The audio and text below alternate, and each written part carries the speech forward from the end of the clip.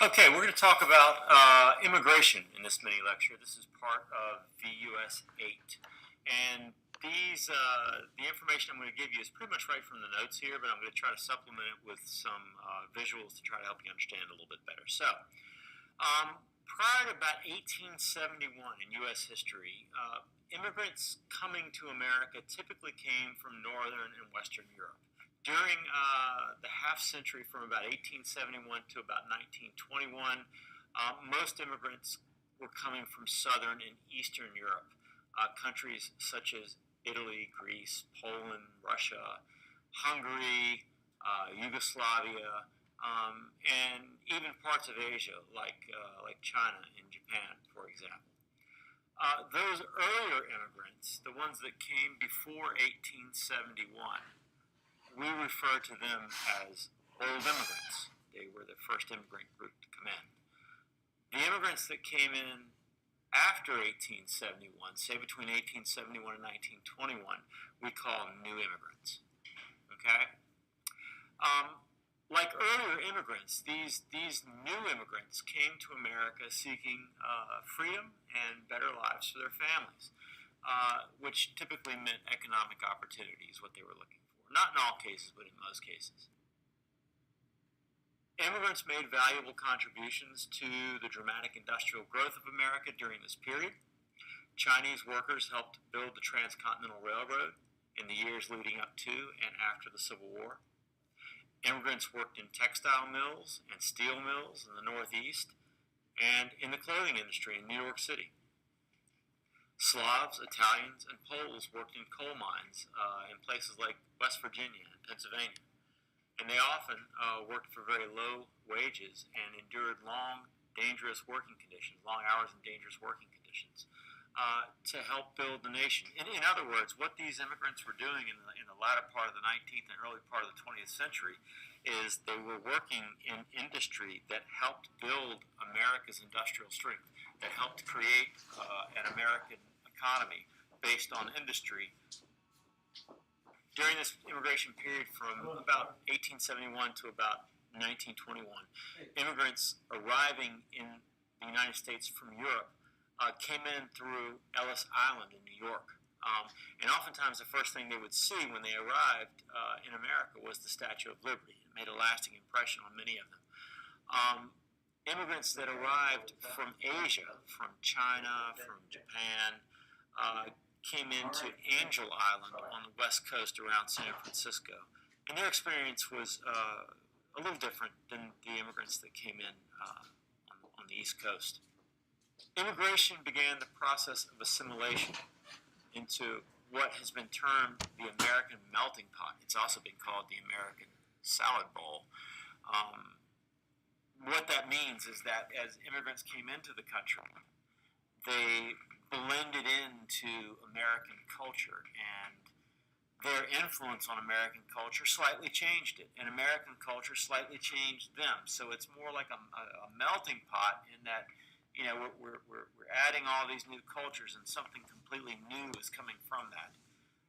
Or some would argue that it's like a salad bowl where immigrants come into the country, but they retain their culture and just kind of mix it up with all the other cultures that are here. So I guess it kind of depends on one's perspective whether we're a salad bowl or a melting pot. But for the unit and for the test, which is what you really need to know, it's going to be melting pot. So let's just go with melting pot. Okay. So immigrants are coming into, or they're being assimilated in what has been called the American melting pot. I think I have a little political cartoon here to show you for that.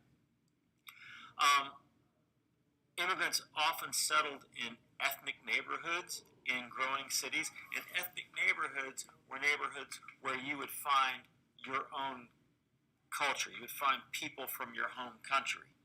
Okay? So if you come to America and you go to an ethnic neighborhood, you're going to find people who speak your language. You're going to find newspapers written in your language. You're going to find familiar foods and familiar customs, things that make you feel like you're back home. You'll probably even find some relatives. Okay, that's what an ethnic neighborhood is. There were German neighborhoods, there were Russian neighborhoods.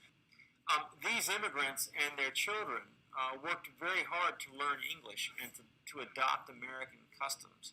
and to become American citizens, to blend into that American melting pot. The process of assimilation, at least for kids, typically was carried out in public schools, where they would go, immigrant children would go and learn English. They would learn American history. They would learn mathematics and all the things you take in school. But at school, they're speaking English.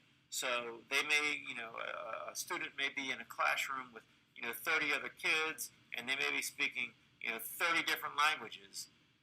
But in school, the language is English. And so that is part of the assimilation process. So is learning American history and American customs. But when they went back home at night, they spoke their language. They spoke their native language. So the children were assimilating, in many cases, before the parents. The parents assimilated as well, but they did it typically at work. So for immigrants that came into the country, they were working oftentimes in the cities. They would be working in factories. And in factories, the language was English. And so they would assimilate at work. So that's what assimilation means. It means to kind of blend in and become part of the new culture. Immigrants were often exploited or taken advantage of by urban political machines that provided useful services in exchange for immigrant votes, which increased animosity towards them. So let me explain that and give you an example. At the turn of the century, we have, in cities like New York, we have these things called political machines. And a political machine is a political party that has organized itself at the local level to sort of leverage votes out of the community. What does that mean? Well, let's say, for example, in 1910, that you lived in a tenement housing project, or a tenement housing development, I should say, in New York City. And let's say that you have a problem with getting your trash picked up, or maybe you have a problem with rodents, or maybe there are too many potholes in the road in front of your building, and you want to get that fixed. You would go to what we would call the ward boss and ask the ward boss maybe to see if he could do something about the potholes in the street or about getting the trash picked up. And he would say, yeah, I can take care of that for you. Oh, and by the way, don't forget to vote for so-and-so, next Tuesday at the election. We want to make sure we get him in office. So in return for your vote, or maybe the vote of everybody in your tenement building, they would get the road fixed for you. But if you didn't vote for him, well, maybe the road wouldn't get fixed. So it was kind of, you scratch my back, I'll scratch your back sort of arrangement. But it was very effective. It was also very corrupt.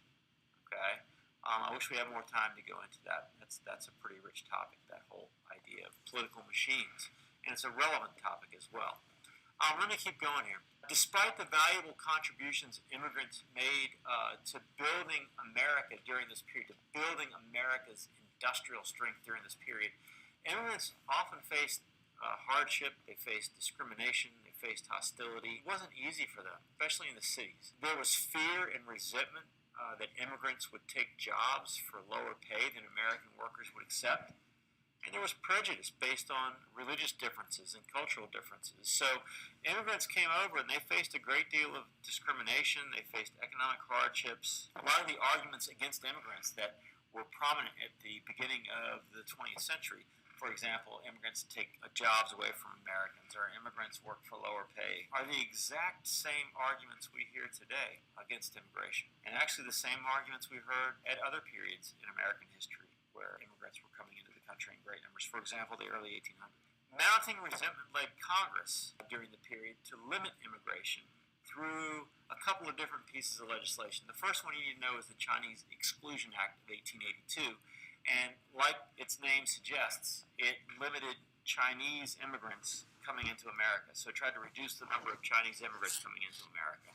The other one, the other piece of legislation, is the Immigration Quota Act of 1921, and it's going to reduce immigrants coming from different parts of Europe.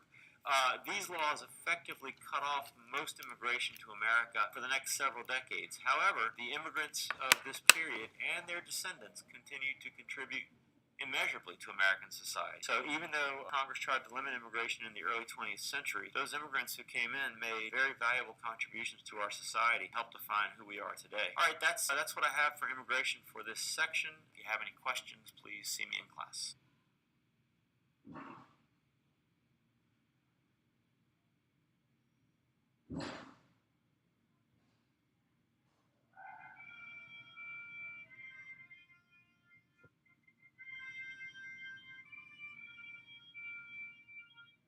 um, uh, um, uh, um, uh, in and